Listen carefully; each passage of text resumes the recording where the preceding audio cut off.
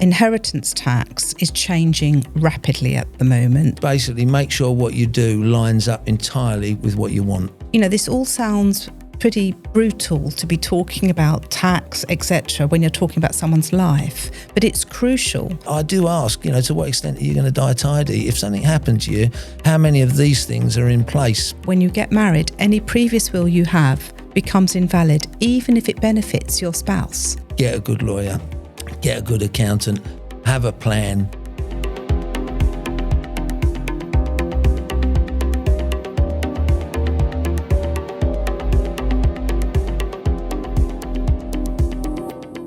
So hello and welcome to this episode of TV Lawyer. Today we'll be talking about later life planning for business owners, and I'm pleased to say that I'm joined today by Lucas Vigilante. Good afternoon. Good afternoon, Lucas. And I always wonder at your name, which is so inspirational and apt for your role. Can you tell us what it is you do? I actually work with business owners and help them realise their sort of full potential. And so who are your clients? Who do you work with? Typically, they're business owners, so they're people that have probably started a business or maybe they've inherited a business. The other type of people that I tend to work with are families that have businesses and are looking for some form of succession planning. Maybe the children are coming through the business or they're not yet in the business, but they're looking to join to continue the legacy. What we find in our area of work is that many business owners are so busy in the now and the near future in building their business, making it as viable and profitable as possible, that they don't necessarily think about later life planning. Is that something you find?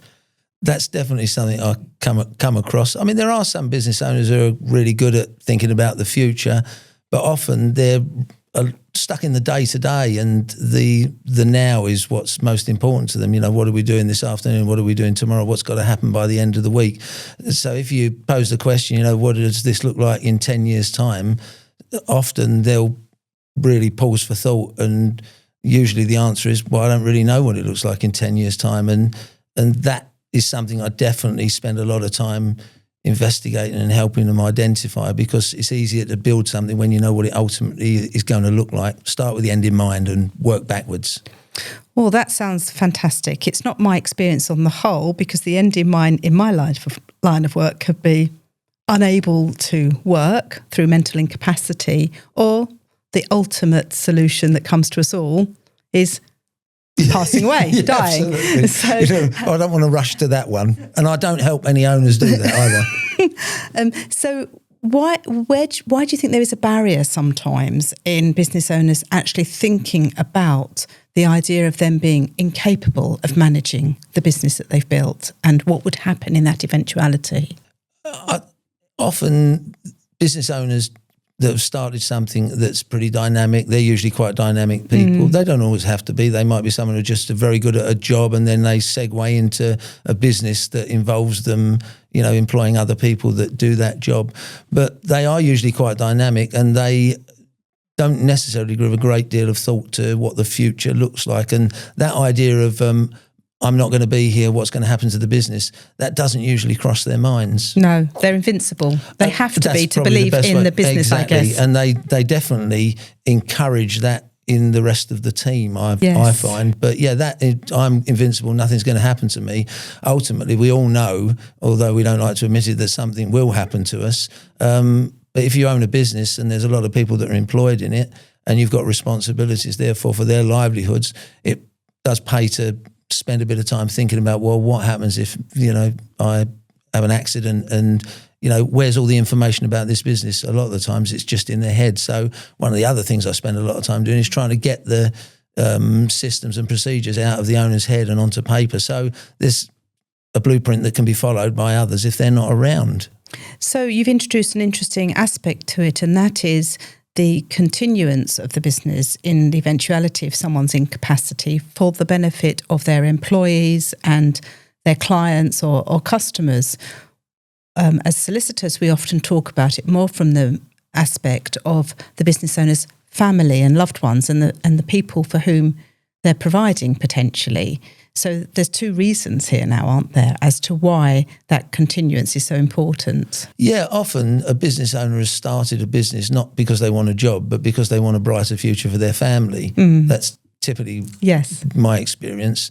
And as a result of that, they have a number of personal goals. Those personal goals get fulfilled by having some business goals. So the business needs to be a certain size and of a certain scale and have a certain amount of people in it in order to deliver what they want personally. But that idea of planning is something that doesn't always cross a business owner's mind, purely because they are, as I say, right in the now, and they're doing all the things that are going to accelerate the business. They're going to sell more, they're going to market more, they're going to operationally deliver more. What's going to happen in 5 years' time is not really on their minds until someone asks them the question, what does it look like in 5 years, 10 years? I guess we don't know. And that is the very issue that we're dealing with. We don't know what 5 years' time would look like in terms of someone's health.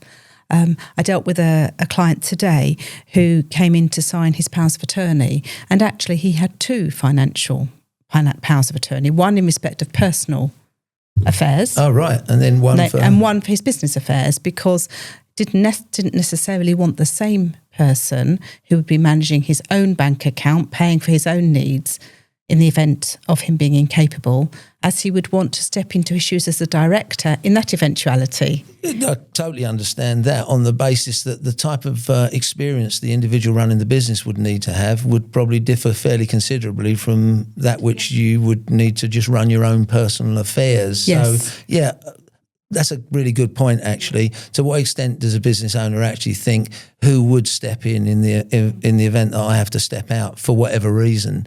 Exactly. And it could be looking at the shareholders agreement, if it's a limited company, or the partnership, if it's not, as to who the other co-owners are, and whether the total of one co-owner being able to sign on behalf of another knocks out the balance that is currently in the business.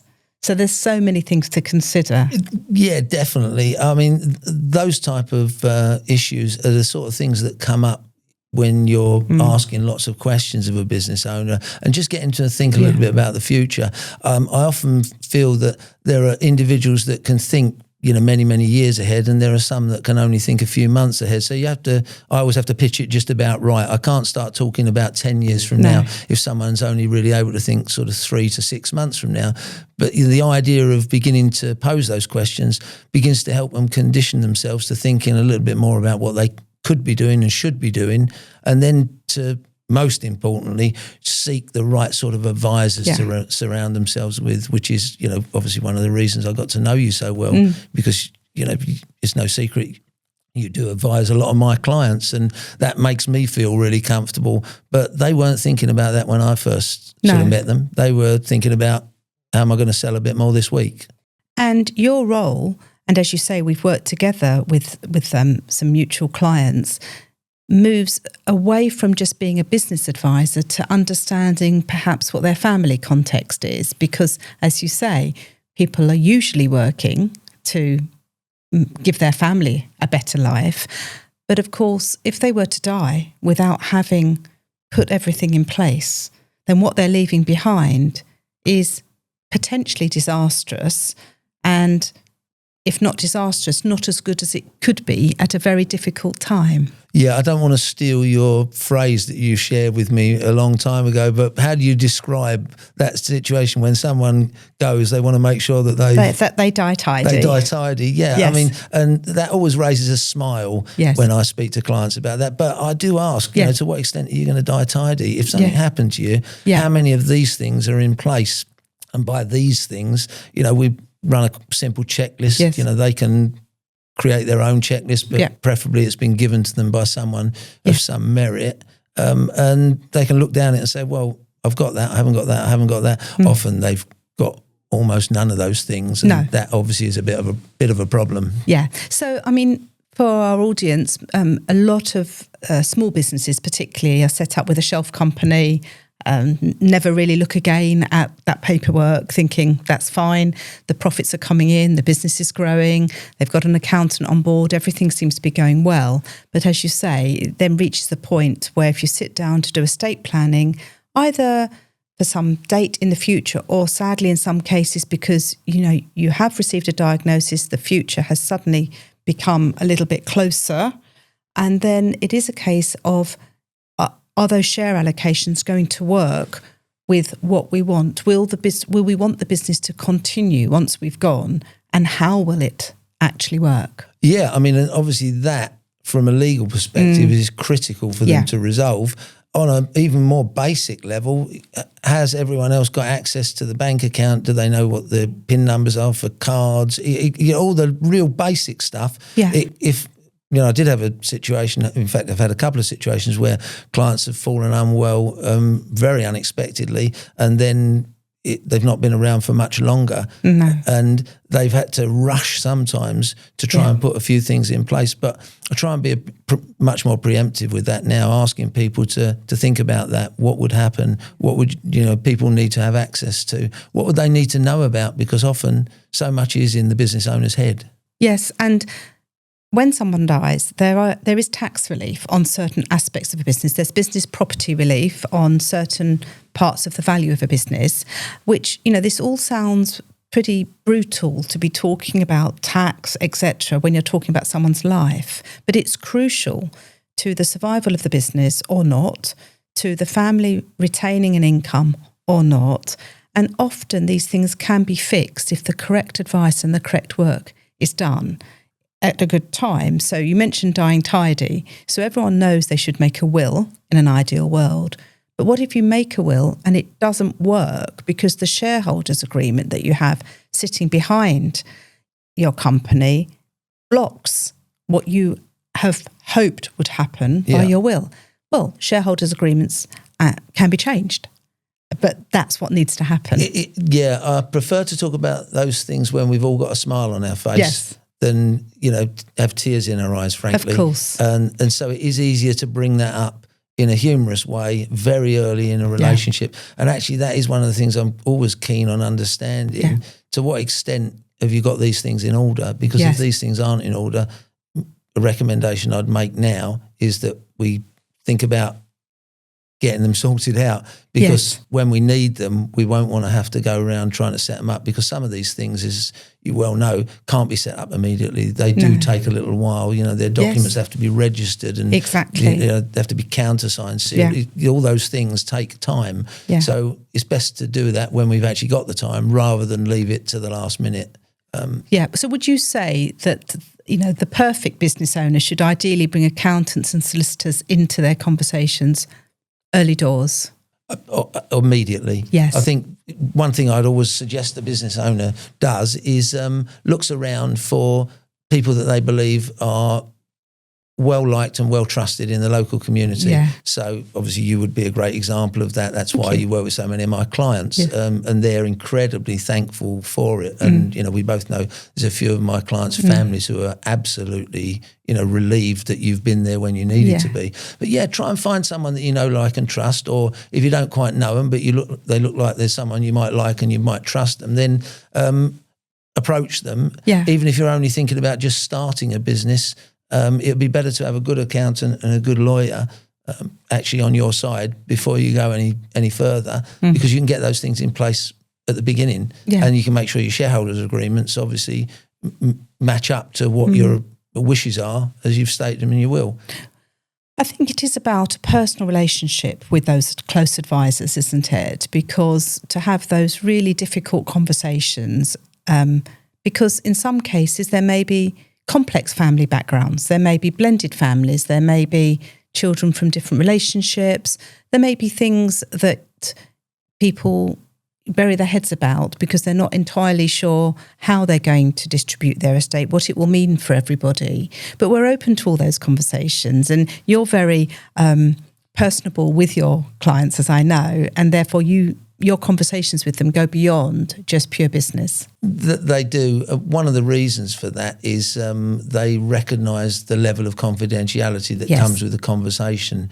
So just as you know, my clients do when they speak with you, they know you're not going to come to me and say, "Oh, guess what they said," and it's like, as I'm not going to do that to you. So I think they feel they can open up and be really, really honest. But going back to your point about a will, some people can have a will, but it might be a very old will, and it actually might be giving everything to someone that maybe they don't have a relationship with anymore, and therefore it would need to be reviewed. So whilst they can tick, yes, I've got a will, it's like, is it a will that actually represents your current wishes? Yes. And if it isn't, it's like, well, okay, maybe we need to think about that getting revised right now rather than doing it at the 11th hour. Well, and on that note, I had a very situation this week which was pretty tragic, really. But somebody had made a will in favour of someone they had once been married to and were now divorced from, but still nevertheless wanted that person to benefit, and then remarried them and died. The remarriage invalidated the will. Oh, wow. So I think that's something that people don't know, is that when you get married, any previous will you have becomes invalid, even if it benefits your spouse. And then it falls to the intestacy, which is a limited amount of your estate goes to your spouse, and the rest doesn't. So, well, it does, but in a very complicated form and shared with children. So, well, as you say, can tell this is a shocked face. Lucas, I'm shocked. Yeah, I've shocked you. You have. Yeah. I mean, because I did not know that. Yeah. Now, but that's the sort of thing that can trip you up. So why wouldn't you speak to a professional early on and say, well, look, this is what I'd really like to, happen. And then, you can pass that advice on. Obviously now I've heard that, I'll be sure to in my world, people, if they register to get married, if they register to buy a company off the shelf, there should be you cannot proceed unless you make a will. But that isn't the case. People just happen to come across the need and do it, or they listen to people like you and me and they get their affairs sorted. Yeah, it's funny. I feel that these things should be placed somewhere in the education system. Yes. These are the sort of things, wills, powers of attorney, pension arrangements. They're, and whilst, of course, they are mentioned, I'm sure, in, the curriculum somewhere, there should be 1 or 2 sessions that are run about these things in order for everyone to have, some form of familiarity with it. Yeah. So they're not just blindly charging forward, when in fact it would be so much easier to just slow down, get these things in place, and then know that whatever happens from that point is going to be easier to navigate because all these documents exist.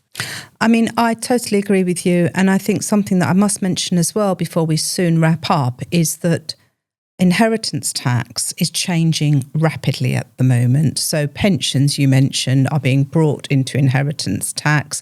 There's the business property relief that I mentioned. Some people assume they've got a business, then therefore they can pass it on all free of tax. That is not the case. Agricultural property relief, which obviously applies to some types of businesses, it's crucial to get your own personal situation assessed, because then you have the information to make the decision you need to make. No point reading about the general position and not necessarily knowing if your own personal circumstances fit into that. Yeah, I would agree. I mean, one thing that I've found to be incredibly useful is with AI as it exists now, you can pose a few of these questions to get a broad overview of what you might need to pay attention to. But I would never go as far as to trust it. I'd need to come to you to clarify that. It's like, and then actually from that, you could probably create a checklist. You could then make sure that you were going to be in good shape. But that idea of planning in advance and starting with the end in mind, they're all, from a business coaching perspective, they're all, brilliant ideas and philosophies. Ultimately, you have to act on them though. Yeah. So, when I suggest it's a good idea to go out and find a good accountant, find a great lawyer, I mean, well, clearly they could just come directly to you. That would be a smart thing to do. Yeah, so I was going to ask you for one line to wrap up, but actually I think your line that you've mentioned, starting with the end in mind, perhaps I would tamper with and say, start with the different endings that are possible in mind. Yeah, we want the great one. We want the wonderful life full of bumper years trading in a good business, all ending happily. But my job is to also look at what could intervene on the way that is unexpected and how best to provide for that. I think that's beautifully put. I mean, there was a book that I've been reading recently called How to Change by a lady called Katie Milkman. And there's a fantastic line in it, which is such a simple view of, and it was sort of condenses everything that we've said, which is basically make sure what you do lines up entirely with what you want. Wonderful. So, if you're thinking, this is what I want, well, these are the things I need to do. And one of them would be get a good lawyer, get a good accountant, have a plan, be sure about, the number of people that I need to employ in this business to deliver the results, which ultimately give me the life that I'm looking for as a business owner. Yeah. But don't leave it to chance, because you either do it by accident or design. And it seems to be, from my experience, always better when it's done by design. Yes. And as Lucas said earlier, with a smile on your face rather than tears in your eyes. Exactly. Thank you, Lucas. My pleasure.